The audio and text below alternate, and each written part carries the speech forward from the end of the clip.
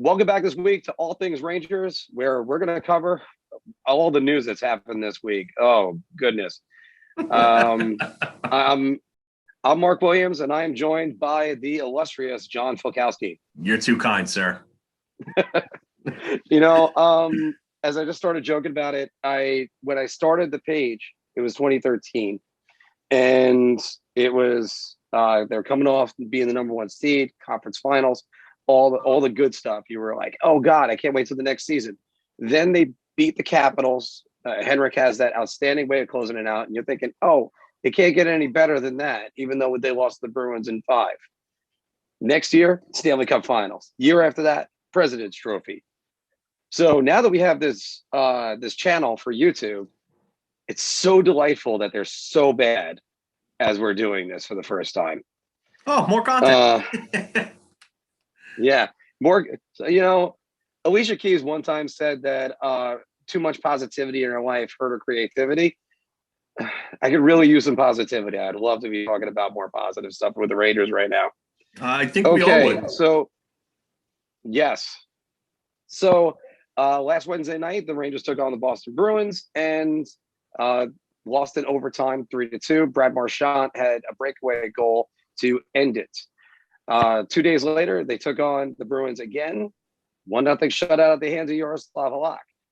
Oh boy, what could be better than that? How about this? Having a team that didn't play a game in the month of February come into your building and stomp you 5-2, as what happened last night.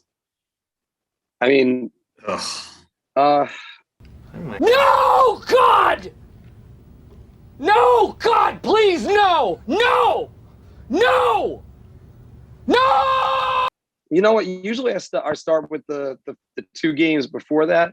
I'll start with this one, John. That was an outstanding 40 minutes of hockey the Rangers played. In the Devils game? Oh, God. Oh. Yeah. Oh. The key word is 40 minutes. Do you want to really compound 2 bad periods around 1 good period? I mean, I would say 20 minutes of good hockey, and then the other 2 periods were just, what were they doing? Like, were they alive? Like, can we get a pulse check here? Igor Shesterkin saw more rubber than the Long Island Expressway, or I might have said the Cross Bronx Parkway. Come on. Come on. Somebody at least stop the Devils from shooting. They're not offensive juggernauts. No, and that's the worst part about it, is you're playing a team that hasn't played in 2 weeks. And Mackenzie Blackwood, I believe, hadn't started a game in almost a month exactly, if I'm correct. And then you have the Rangers come out flat, unprepared, uninspired, and looking like they belong on an episode of The Walking Dead, like you referred to in the last episode. So, yeah, it's just one bad thing after another. And I'm not gonna. I know you said you don't want to turn this into a Fire Quinn show, but gotta wonder when it's gonna happen at this point, because things just keep getting worse. And I have to agree with it. Our first episode, we talked about his job security.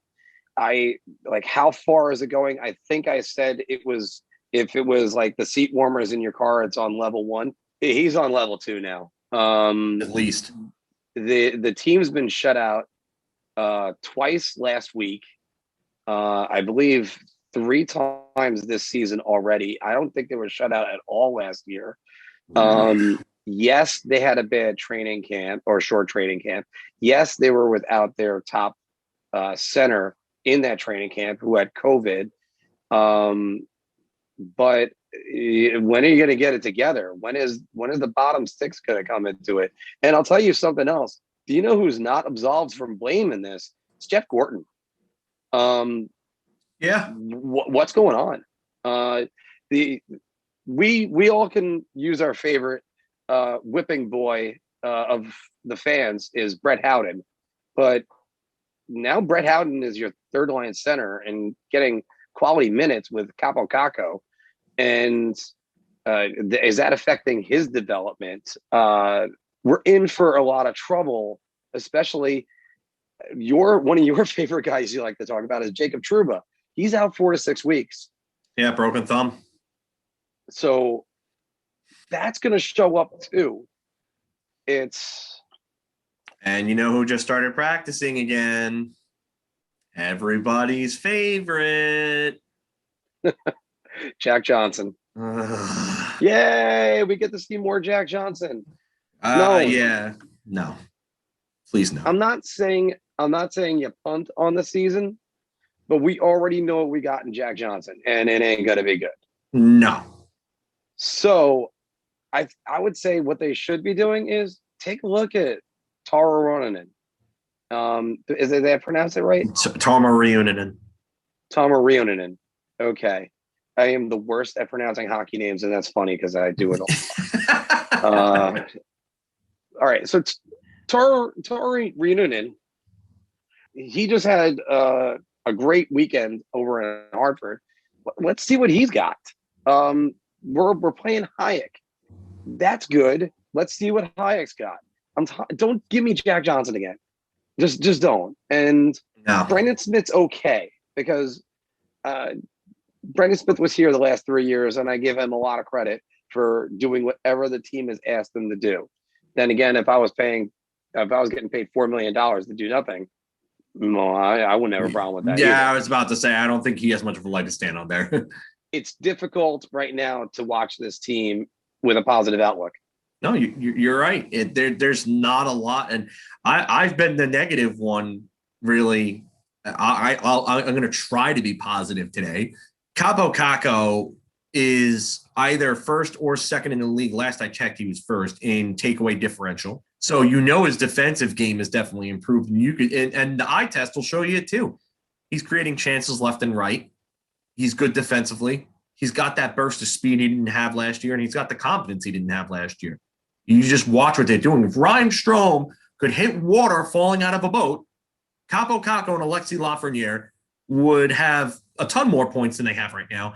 And maybe the record looks a little different, but I think we're probably still talking about the same problems. Keandre Miller has been really good. Adam Fox has been really good. Ryan Lindgren's been very good for most of the season. But where are the positives after that? Kevin Rooney and Colin Blackwell, two guys who weren't even a thought to be on an NHL roster before the start of this season. I mean, if those are your two positives, then that's a problem. That's a big, big problem. And you're right. Jeff Gorton shouldn't be absolved of blame, even though I'll give him a quarter of a pass because they were tied down with dead cap money between Henrik Lundqvist, Kevin Shattenkirk's buyout cap hit going through the roof. I mean, thankfully, Jeff Gorton was able to move Mark Stahl without retaining a dime on him. Otherwise, they'd be even worse condition. But, if this was going to be the problem, should have traded Tony DeAngelo. Should have traded him while the iron was hot. So I'm gonna agree. Jeff Gorton's got to be blamed somewhat for this too. Yeah, and although I fully agree with JD about how we got to preach patience, we got to have some degree of patience. The rebuild wasn't over. I was one of those that thought we just got the number 1 draft pick. The rebuild is over. It's done. Nope. I don't have to worry about anything else. Nope. Sort of like on The Simpsons, every time something happened, Homer threw something in the fireplace to be like, oh, we don't need this anymore. And then even in the bold predictions video that I did before you joined on, which was I was saying they were going to make the playoffs, but I was even still a little bit. I disagreed with you there. I know I told you. So. Well, but that's the idea. You make a bold prediction. You're supposed to go out there with what you're saying.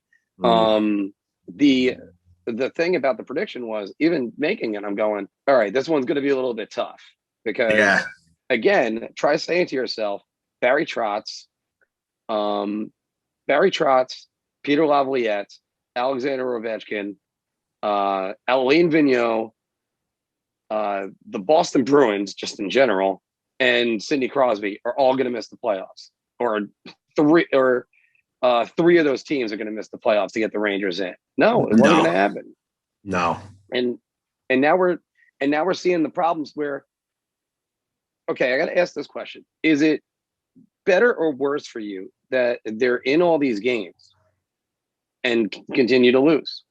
It's better for me because if they were just getting downright slaughtered every game, then you're not going to learn much. I mean, I would rather see them lose every game and be in every game and be competitive in those games, and that's going to help them in the future, but at least they're learning. I mean, do I want them to lose every game? No.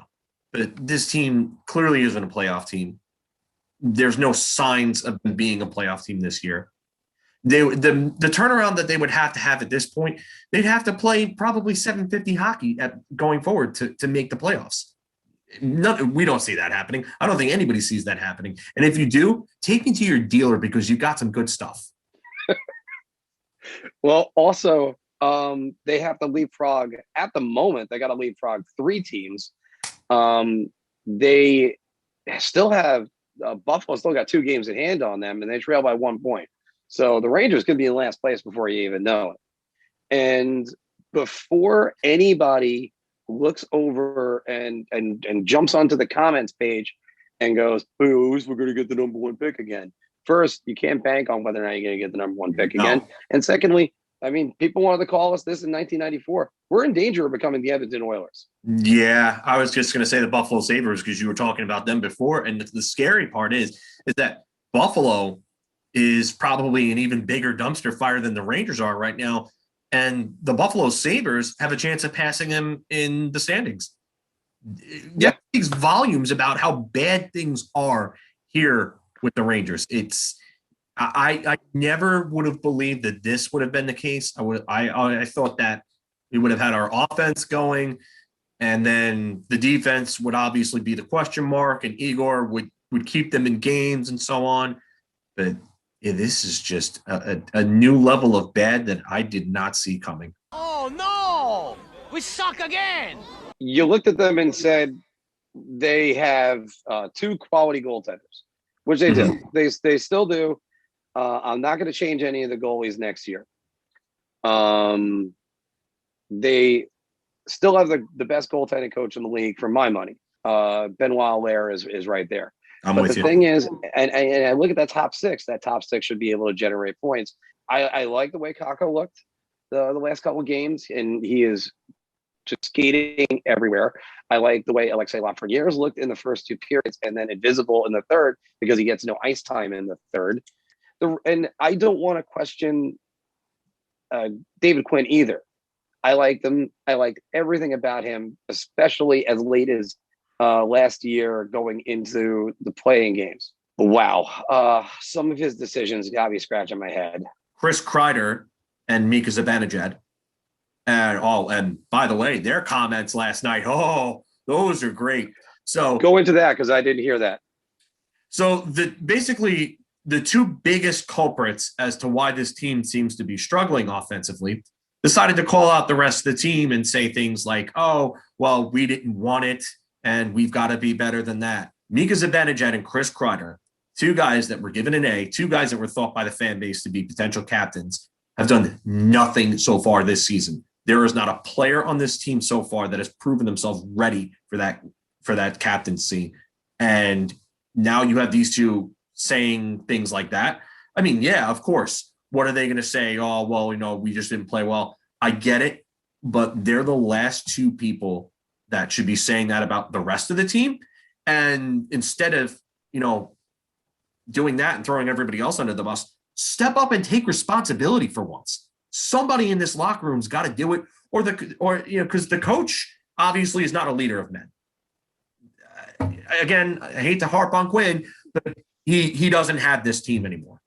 So the leaders, the veteran leaders in the locker room need to step up. And this was the opportunity for Zibanejad and Kreider to do so. They failed to do so there, in my opinion. Oh, hey, you still here?